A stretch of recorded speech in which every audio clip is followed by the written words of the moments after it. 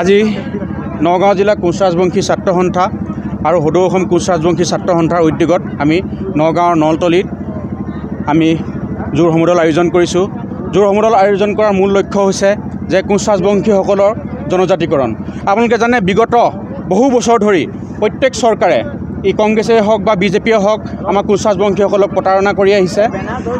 বিগত আপোনালোকে জানে হিমন্ত বিশ্ব শৰ্মাৰ চৰকাৰখনে আমাক প্ৰত্যেক মুহূৰ্ততে কৈ আছে যে আপোনালোকক আমি জনজাতিকৰণ কৰিম, কিন্তু তেখেতলোকে আজি তাৰিখলৈকে জনজাতিকৰণ বিষয়টো না তেখেতলোকে গভীৰভাৱে লৈছে, না তেখেতলোকে ইয়াক কেন্দ্ৰীয় চৰকাৰৰ লগত আলোচনা কৰিছে। গতিকে আমি আজি নগাঁও জিলা কোচ ৰাজবংশী ছাত্ৰ সন্থাই ইয়াৰ গণতান্ত্ৰিকভাৱে আমি প্ৰতিবাদী কাৰ্যসূচী লৈছোঁ।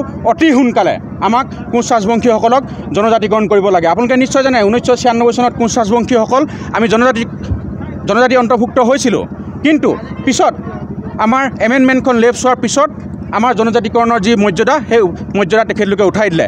ভাৰতবৰ্ষতে নহয় পৃথিৱীৰ বুৰঞ্জীত চাগে আমিয়ে এটা জনজাতি হ'ম যি এবাৰ জনজাতি পোৱাৰ পিছত আমাৰ আকৌ সেই জনজাতি মৰ্যাদা উঠাই দিয়া হৈছে। গতিকে ই সাংবিধানিকভাৱে অতিকৈ অন্যায় কৰা হৈছে আমাৰ লগত, কোচ ৰাজবংশী জনগোষ্ঠীৰ লগত।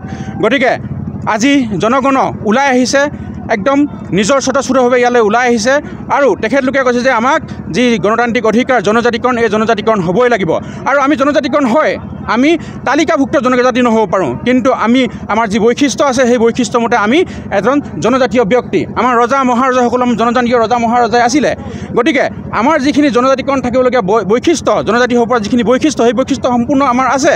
আৰু এইটো আমি কৈ থকা কথা নহয়, ৰেজিষ্টাৰ জেনেৰেল অফ ইণ্ডিয়া তেখেতলোকে কৈছে যে কোচ ৰাজবংশীসকলৰ জনজাতিকৰণ হোৱাৰ সম্পূৰ্ণ বৈশিষ্ট্য আৰু মৰ্যাদা আছে, তেখেতলোকক জনজাতিকৰণ কৰিব লাগে। গতিকে অসম চৰকাৰ, হিমন্ত বিশ্ব চৰকাৰক আমি জনাইছোঁ যে তেখেতলোকে এতিয়া কৈ আছে যে 25 নৱেম্বৰত কিবা প্ৰতিবেদন দিম। প্ৰতিবেদনৰ কোনো কথা নাই, আমি বহুবাৰ তেখেতৰ প্ৰতিবেদন চালোঁ। তেখেতলোকে প্ৰত্যেকবাৰে কয় প্ৰতিবেদন দিম, কিবা কৰিম, আমুক তামুক। আৰে প্ৰতিবেদনৰ কি প্ৰয়োজন আছে? আমি জনজাতি হৈয়ে আছোঁ, অকল তালিকাভুক্ত কৰিব লাগে। আপুনি তালিকাভুক্ত কৰি দিয়ক। আপোনালোকে এটা সময়ত কি কৈছিলে যে যেতিয়া কা আন্দোলনৰ সময়ত তেখেতলোকে কা যিখন এক আৰু কোচ মানে 6 জনগোষ্ঠীৰ যিখন মানে বিলখন, সেই বিলখন দুইখন তেখেতলোকে ৰাজ্যসভাত উত্থাপন কৰিছিলে, কিন্তু চিটিজেনশ্বিপ এমেণ্ডমেণ্ট বিলখন তেখেতলোকে এক্টলৈ পৰিণত কৰিলে, কিন্তু আমাৰ জনজাতিকৰণৰ বিলখন তাতে গাপ দি থ'লে। অৰ্থাৎ মানে ৰেজিষ্টাৰ জেনেৰেল অফ ইণ্ডিয়া আৰু ট্ৰাইবেল ৰিচাৰ্চ ইনষ্টিটিউটৰ অনুমোদন ক্ৰমেহে এখন বিল ৰাজ্যসভালৈ যাব। এখন বিল এনেই ৰাজ্যসভালৈ নাযায়, বহুত মানে ডিপ্ল'মেটে তেখেতলোকে গোটেই ক্ৰাইটেৰিয়া চোৱাৰ পিছতহে এখন ৰাজ্যসভালৈ পঠিয়ায়। গতিকে ইমানখিনি হোৱাৰ পিছত কিয় প্ৰতিবেদনৰ কথা আছে?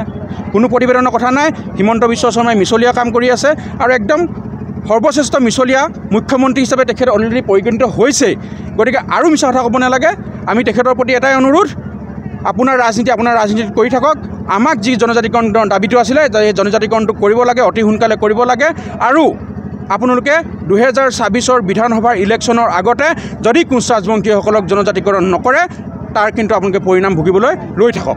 আমি বিচাৰিছোঁ যে 26 বিধানসভা নিৰ্বাচনৰ আগতে, যিহেতু এইটো বিজেপিৰ নিৰ্বাচনী প্ৰতিশ্ৰুতি আছিল, সভাই সমিতি ঘূৰা কথা আছিল, নিৰ্বাচনী ইস্তাহাৰতো লিপিবদ্ধ কৰিছিল।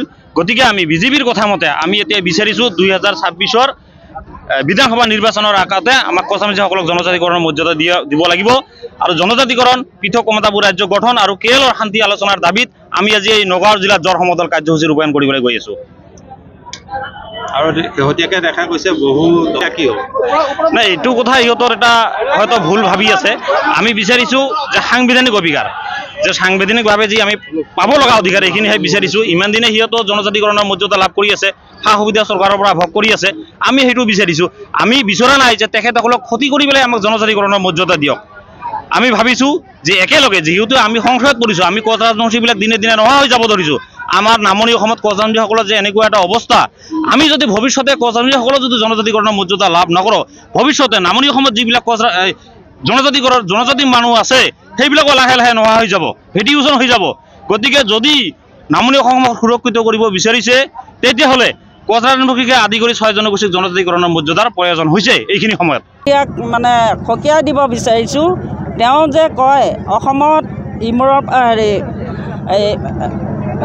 নামনিৰ পৰা উজনিতহে আন্দোলন হয়, মধ্যত নহয়। আজি এই সভাৰ পৰা তেওঁক দেখুৱাই দিছোঁ যে মধ্যত কোচ ৰাজবংশীসকল আছেনে নাই, তাকেই মানে আজি আপোনালোকৰ চেনেলৰ জৰিয়তে তেওঁক দেখুৱাই দিছোঁ, প্ৰমাণ কৰি দিছোঁ। মানে চাওক, এতিয়া প্ৰথম কথা হ'ল আমি নিজৰ অধিকাৰ বিচাৰিছোঁ, নিজৰ যিখন মানে সাংবিধানিক যি অধিকাৰ সেইখন আমি বিচাৰিছোঁ। আজি দীপেন বড়ো ডাঙৰীয়াই, আদিত্য কাকলেৰে ডাঙৰীয়া আমি চিনি নাপাওঁ, তেখেতসকলৰ পৰা আমি একো বিচৰা নাই। আজি অসমখনৰ মুৰব্বী, সাংবিধানিক মুৰব্বী আমাৰ হিমন্ত বিশ্ব শৰ্মা ডাঙৰীয়া। আৰু বিশেষকৈ আপোনালোকে দেখিছে যে বিজেপি চৰকাৰ অহাৰ আগত অসমত আমাৰ যি প্ৰধানমন্ত্ৰী ডাঙৰীয়াই আহিছিল, তেখেতে নিৰ্বাচনৰ সময়ত আমাক কৈছিল যে 6 মাহৰ ভিতৰত যদি বিজেপি চৰকাৰ হয় তেতিয়াহ'লে কোচ ৰাজবংশীসকলৰ যি সমস্যা, পৃথক ৰাজ্য জনজাতিকৰণ আৰু বাকী যি 5 জনগোষ্ঠী আছে 6 মাহৰ ভিতৰত সমাধান হ'ব।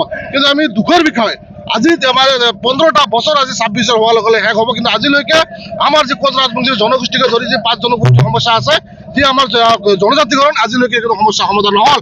আৰু বিশেষকৈ আমি এইখিনি বস্তু ইতিমধ্যে আমি ভাবিছিলোঁ যে বিজেপি চৰকাৰ অহাৰ লগে লগে আমি হয়তো নিশ্চয় আমি ৰাজপথত ওলাব নহ'ব বা আমি নিশ্চয় আমি কিবা এটা পাম, কিন্তু আজি দেখিবলৈ পাইছোঁ পুনৰ আমি ৰাজপথত ওলাব।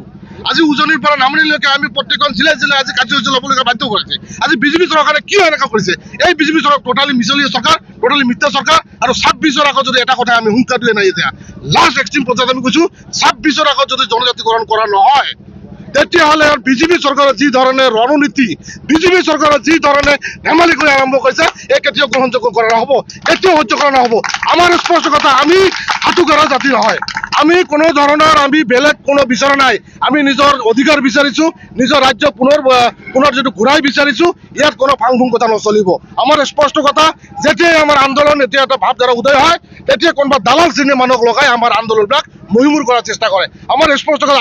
আৰু এটা কথা ক'ব বিচাৰিছোঁ মই, এই আমাৰ মিডিয়াৰ যোগেদি আজিৰ এই জোৰ সমলৰ পবিত্ৰ যি আমাৰ আন্দোলন, এই আন্দোলনৰ যোগেদি এটা বস্তু আমি ক'ব বিচাৰোঁ অসমৰ মাননীয় মুখ্যমন্ত্ৰী ডাঙৰীয়া তথা বিজেপি চৰকাৰক, যে আজিলৈকে আমি কোনো পৃথিৱীৰ ইতিহাসত আমি দেখা নাই যে বেলেগ কোনো এটা এক্সট্ৰিমিষ্ট গ্ৰুপৰ লগত এনেধৰণৰ অন্যায় কৰা হৈছে। আজি কেৱল 3 বছৰ হ'ল কেৱল এটা বেলেগ নিজৰ জাতিৰ মাটি উদ্ধাৰৰ কাৰণে আজি বন্দুক হাতত তুলি লৈছিল। এই বন্দুক লোৱা সংগঠনক আজি নিমন্ত্ৰণ কৰি আনি 3 বছৰ আজি গৃহবন্দী কৰি ৰাখিছে। এইটো চৰম অন্যায়, কোচ ৰাজবংশী জনগোষ্ঠীক চৰম অন্যায় কৰিছে। আমাৰ স্পষ্ট কথা, আমাক খং নুঠাব, আমাৰ আৱেগ অনুভূতিক খেলা নকৰিব। সঁচাকৈ যদি অসমৰ মাননীয় মুখ্যমন্ত্ৰী ডাঙৰীয়া যদি সদ ইচ্ছা আছে, অতি সোনকালে এই কোচ ৰাজবংশী জনজাতিকৰণ কৰক, আৰু কিয়ালৰ লগত যি শান্তি আলোচনাৰ যি প্ৰচেছ, এইটো অতি সোনকালে কৰক। আৰু যদি নকৰে, যি আমাৰ ৰাজনীতি আৰম্ভ কৰিছে, যি আমাৰ তৰল ৰাজনীতি, যি নিকৃষ্ট ৰাজনীতি, সেইটো সহ্য কৰা নহ'ব। কোচ ৰাজবংশী ইতিমধ্যে জাগিছে, উজনিৰ পৰা নামনি গোটেইখিনি হাজাৰ হাজাৰ মানুহ ওলাই আহিছে। আৰু আমাৰ ইতিমধ্যে 13 তাৰিখৰ পৰা 26 তাৰিখলৈকে যি আমাৰ আন্দোলন আছে, আন্দোলন আমাৰ চলি থাকিব। আৰু অচিৰেই 26ৰ পিছত যদি গভৰ্ণমেণ্টে আমাৰ গণতান্ত্ৰিক ভাষা বুজি নাপায়, ৰেল ব্লক, হাইৱে ব্লক অসমতৰ দৰে আমি কাৰ্যসূচী ৰূপায়ণ কৰিম। আমাৰ বক্তব্য একেটা কথাই, আমি আজি কোচ ৰাজবংশী ছাত্ৰ সন্থাই যি যুৱ সমদলৰ কাৰ্যসূচী লৈছে, ইয়াত আমাৰ চুতীয়া যুৱ সন্মিলন অসমৰ সম্পূৰ্ণ সহযোগিতা আছে, সম্পূৰ্ণ সমৰ্থন আছে। আমাৰ এটাই কথা, জাতি মাটি ভেটি সুৰক্ষাৰ কথা যিহেতু বৰ্তমানৰ মুখ্যমন্ত্ৰীয়ে প্ৰতিটো মুহূৰ্ততে কৈ থাকে, গতিকে অসমখন সুৰক্ষিত হ'বলৈ হ'লে থলগিৰি জাতি জনগোষ্ঠী যদি সুৰক্ষিত হ'বলগীয়া হয়, তেনেহ'লে 6 জনগোষ্ঠীৰ জনজাতিকৰণৰ কোনো বিকল্প নাই। গতিকে আমি এই কাৰ্যসূচীৰ থলীৰ পৰাই আমি মাননীয় মুখ্যমন্ত্ৰী ডাঙৰীয়াক অনুৰোধ জনাইছোঁ যে তেখেতে 25 নৱেম্বৰত বিধেয়ক প্ৰতিবেদন নহয়, বিধেয়ক উত্থাপন কৰি এই 6 জনগোষ্ঠীৰ জনজাতিকৰণৰ বিষয়টো সম্পূৰ্ণ কৰিব বুলি আমাৰ আশা থাকিল। আৰু যদি ইয়াৰ সমাধান সূত্ৰ যদি উলিয়াব নোৱাৰে, তেনেহ'লে আমি 6 জনগোষ্ঠী একত্ৰিতভাৱে 2026ৰ নিৰ্বাচনৰ আগত আমি ইয়াতকৈও কঠোৰ পদক্ষেপ গ্ৰহণ কৰিবলৈ বাধ্য হ'ম।